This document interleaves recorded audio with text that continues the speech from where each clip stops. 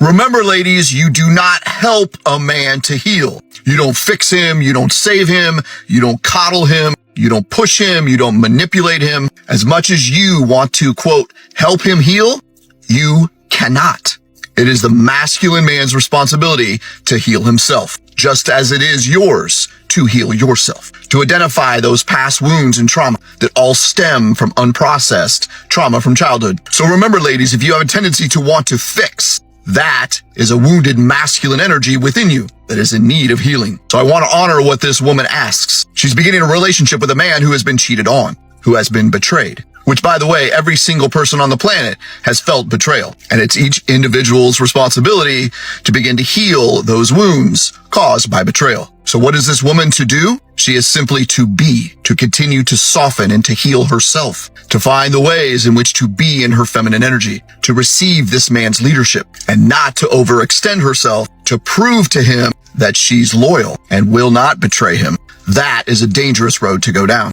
Too often, then you betray yourself by not being yourself. So ladies, you simply show up for your man as you show up for yourself, as the healing, radiant, sensual, beautiful, surrendering woman that you were crafted to become. For when you make yourself a priority, a strong, powerful, dominant, devoted masculine man will be absolutely drawn to you. Ladies, hot tip for you. If you are with someone that is not comfortable going to therapy, leave them. Because I promise you, there are plenty of wonderful people out there, men even, are healthy enough and mature enough to have the comfort and level of emotional stability to go to therapy. I just started therapy today with my now fiance. This is the third person that I've been engaged to. Neither of my two past fiancés or partners would go to therapy with me. I felt like I was their mother trying to convince them that this is something that was totally normal and totally healthy and a great premarital practice before we walked down the aisle together, and I could get neither of them to do it. Correction,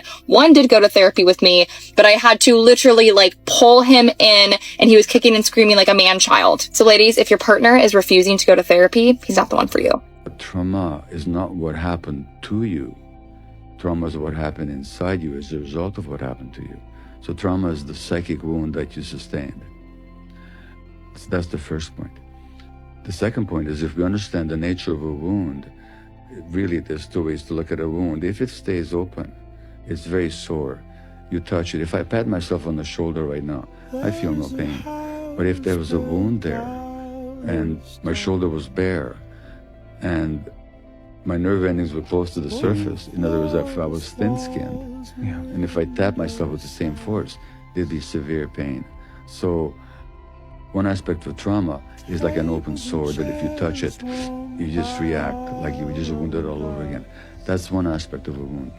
The other way to look at a wound is that it forms a scar. A scar tissue protects the wound, but at the same time it's thick, it's inflexible, it's hard, it's not capable of growth, and it lacks nerve endings, so you don't feel.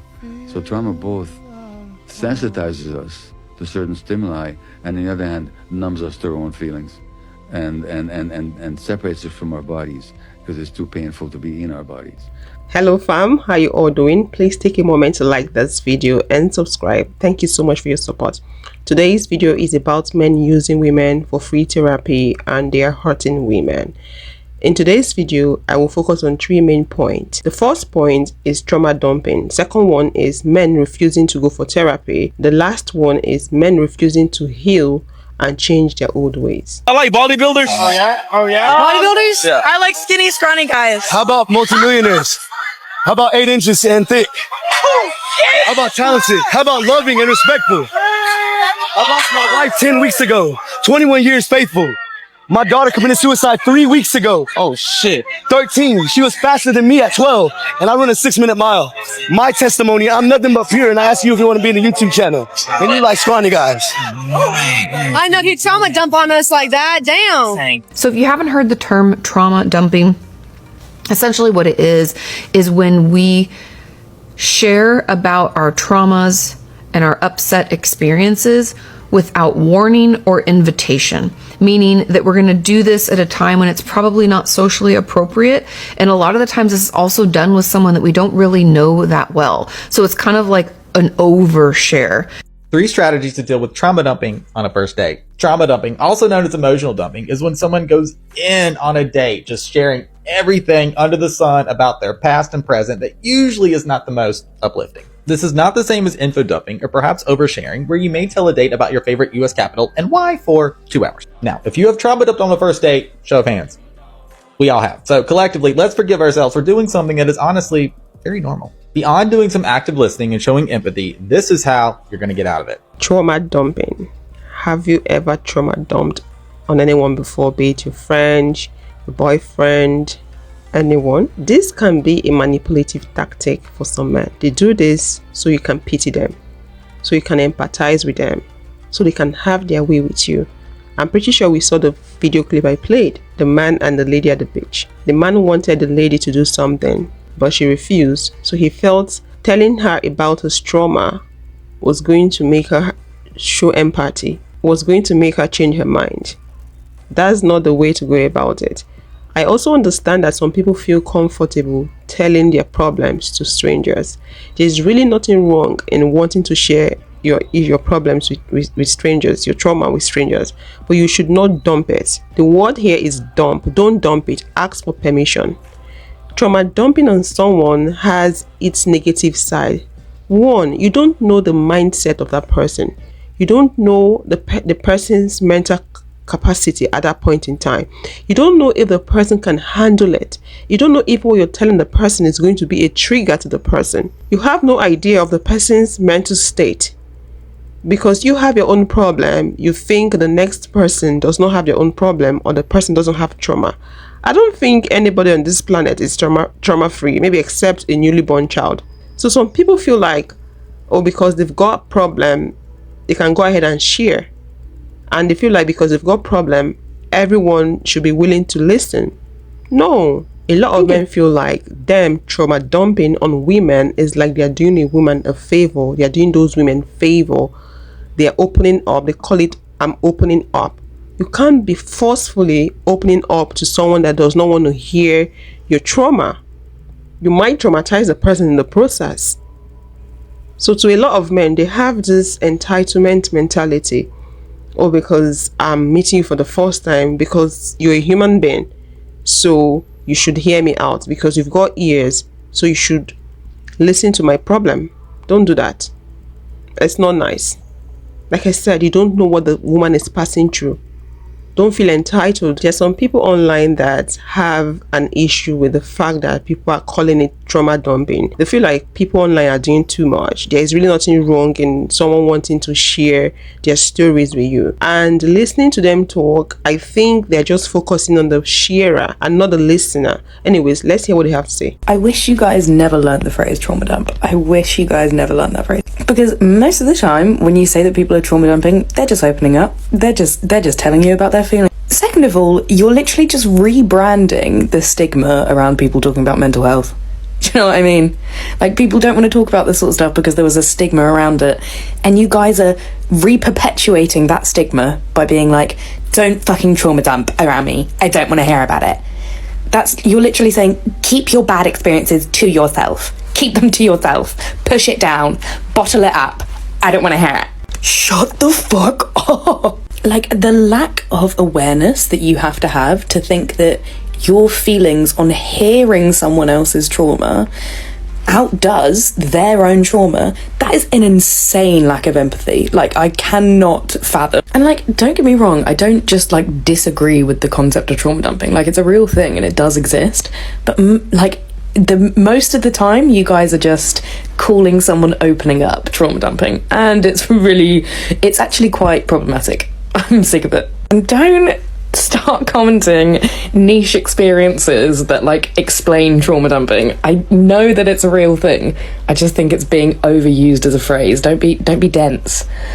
Okay. So the time when you say that people are trauma dumping, they're just opening up. They're just telling you about their feelings. I hate the term trauma dumping. And the reason why I hate that term is because it completely dismisses the fact that someone feels safe enough to open up to you. Now, if you are in a space where you're overwhelmed and life is lifing for you, instead of participating in that conversation, politely say that you don't have the capacity to receive what they have to give. I know a lot of us are going through a lot of hard times right now, but when someone comes to you with their issues and your response is you're trauma dumping on me, when in reality you're just at capacity, what did that person learn by you saying that? I'm gonna tell you, they learned that their feelings don't matter. They learned that they were too much. And mind you, that person may already be feeling those things. And you saying something as offhanded as this just reinforces that insecurity. Stop telling people that they're trauma dumping and tell them that you're at capacity.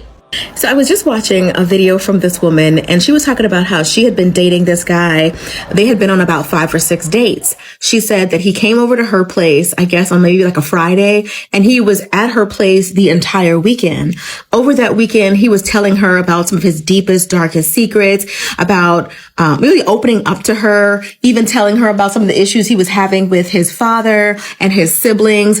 And she's thinking that over this weekend, they're really bonding. And so eventually he finally leaves. And when he leaves, he texts her back and he's like, "You're a really great person. I really enjoyed spending time with you.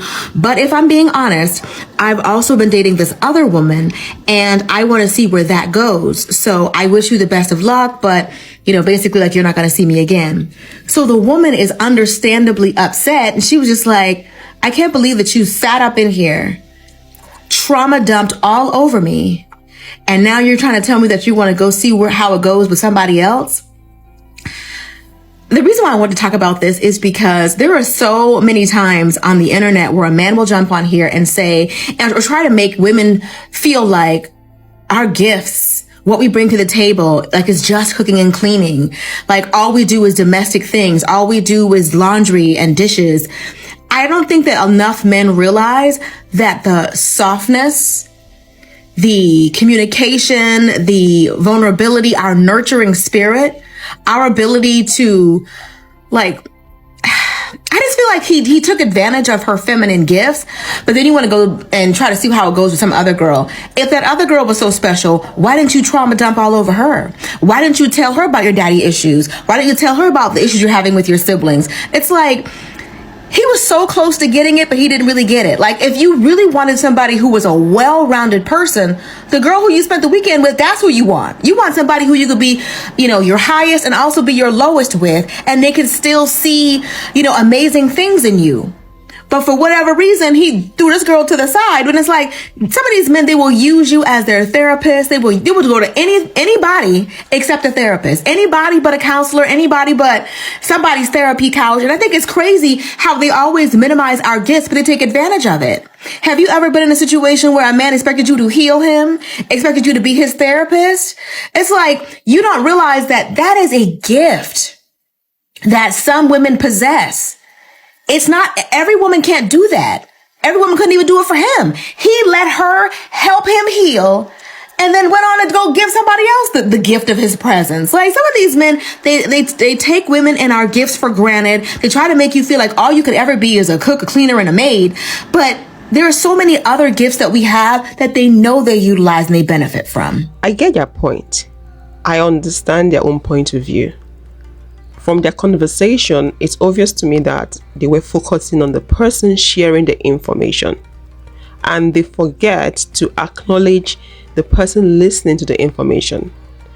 Not because you have trauma, you have story to tell, you would go around and tell the story, not putting into consideration the people hearing it, the people listening, if they have that mental capacity to take that story. So it's important for you to ask for permission before you share your story, your trauma.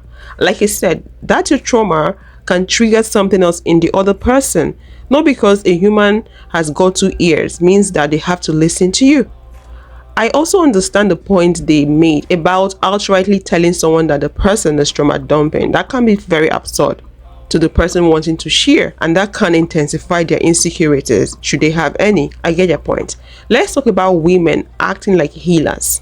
This is where the problem is. Women feeling like because a man has got trauma, they have to swing into action and become a healer to that man.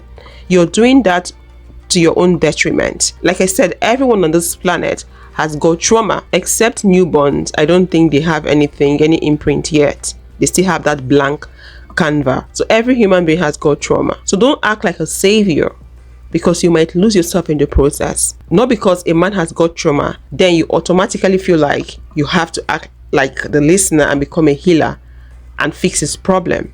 Don't do that. If that man don't come to you healed, tell him that y'all can't deal. You cannot deal with a man that still has childhood mommy and daddy issues. You do not want to do that. You cannot deal with a man that hasn't healed his masculinity, so now he is searching for the empty pieces of it in between random women's legs Tuesday, Wednesday, and twice on Saturday. You can't deal with a man that's jealous and insecure, that wants you to dim your light simply because he doesn't feel like much of a man when you do better than him in certain things. You can't deal with a man that's ego is so large that it weighs down the family. You cannot deal with a man that doesn't, listen, you're not opening up your legs to a man that ain't ready to accept whatever comes from that.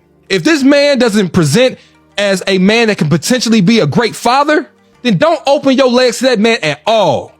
Ladies, stop trying to take men up and heal them. You are not a mental health hospital.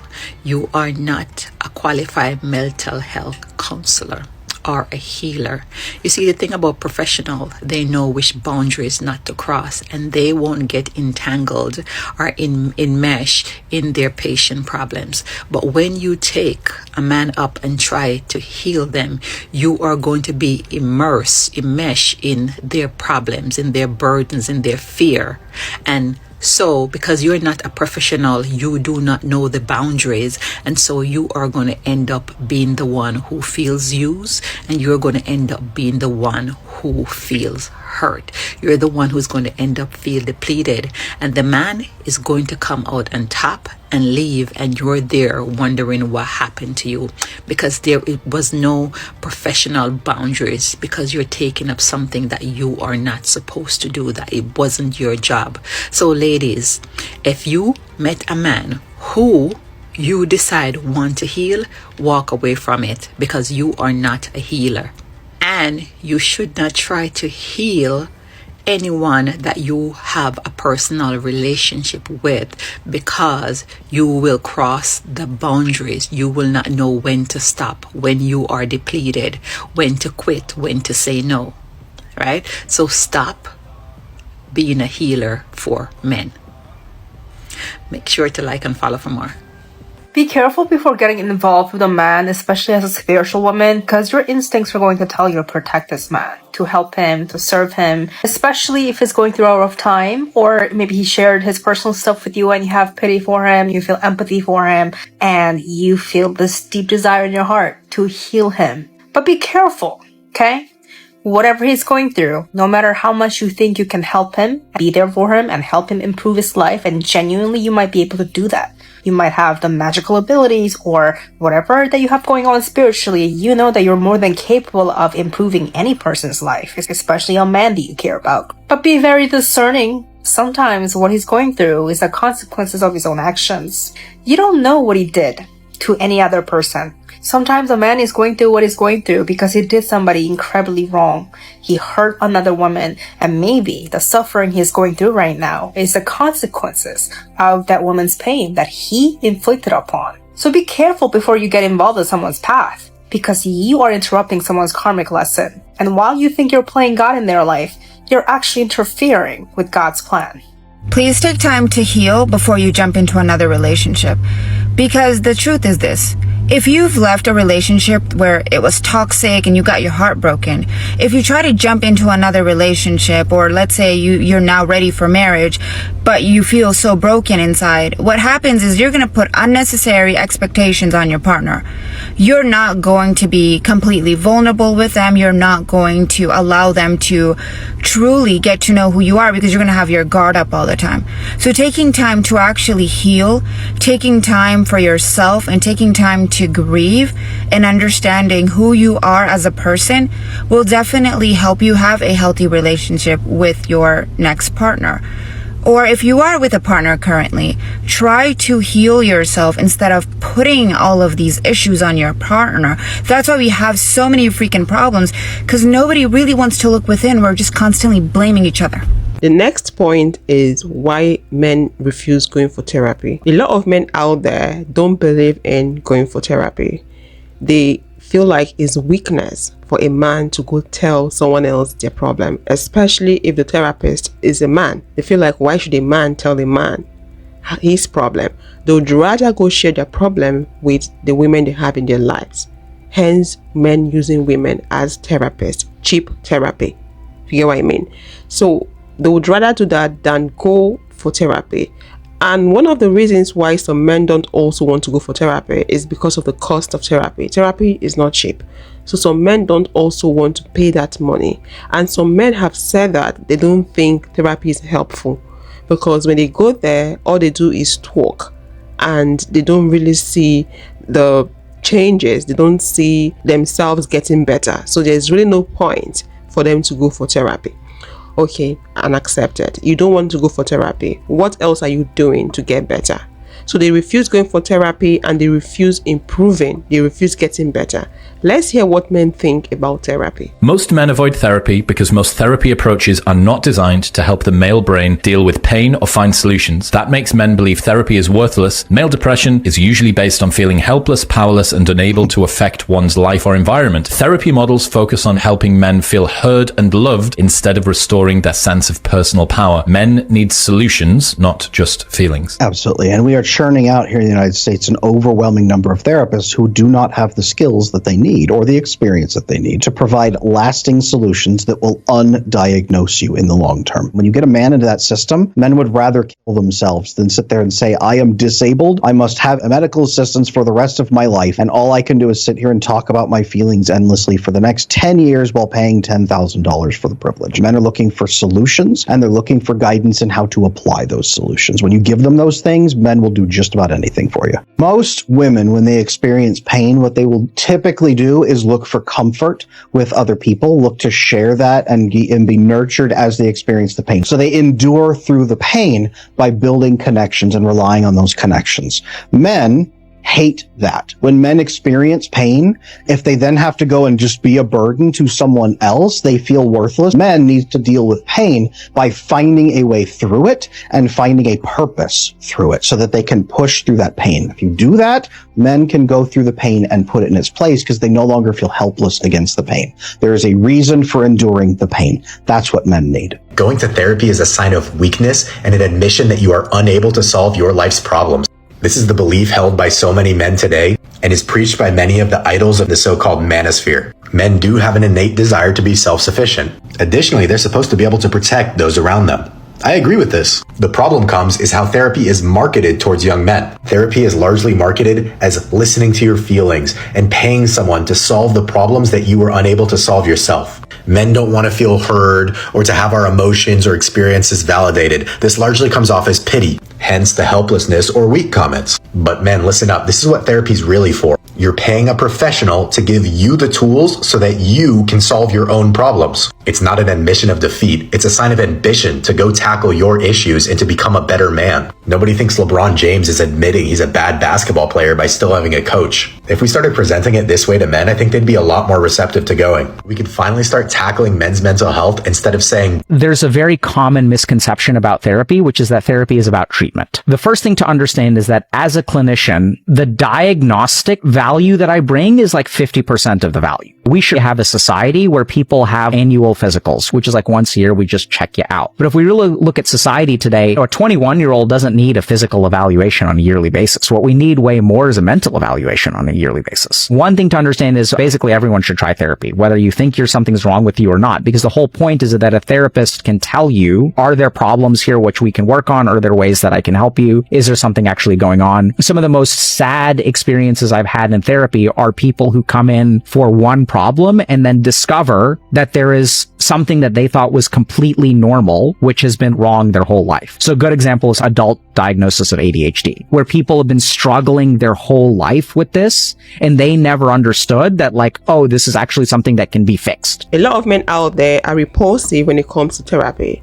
Since they've decided not to consider going for therapy, what should be the next line of action?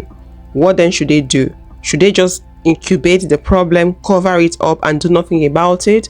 Or should they find an alternative way out of it? This is it. A lot of men are covering their problem, incubating their trauma, not wanting to heal. It's either they find a woman that will tolerate their excesses, accept them for who they are, or they stay by themselves and cover the problem rather than looking for ways out.